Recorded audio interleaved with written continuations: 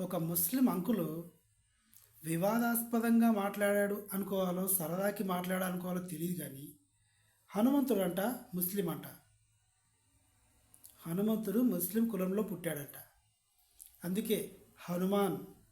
అలాగే మా ముస్లిమ్స్లో కూడా పేర్లు సులేమాన్, రంజాన్, ఫతే ఖాన్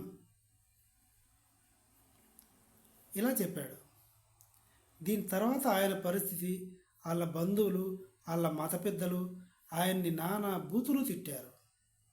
ఎందుకు ఇంత? హనుమంతుడు ఎవరు?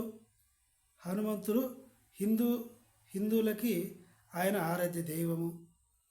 హనుమంతుడి తల్లిదండ్రులు ఎవరు? హనుమంతుడి బ్యాక్డ్రాప్ ఏంటి? ఆయన పూజించింది ఎవరిని?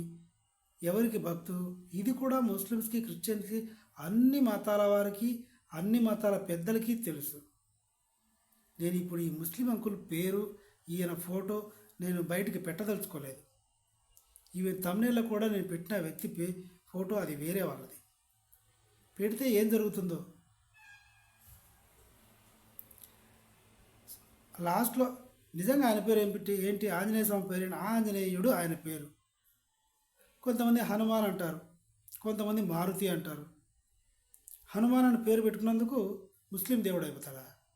సులేమాన్, రెహమాన్ ఇలా ఫన్నీగా లేదు. అంకుల్కైతే దూరం తీరింది.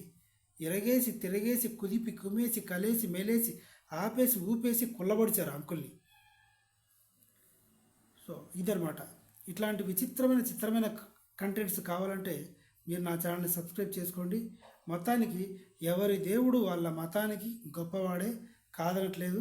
ఇలాంటి పనికి మాలిన కాంట్రవర్సీలు చేయొద్దు. Thank you. Please subscribe.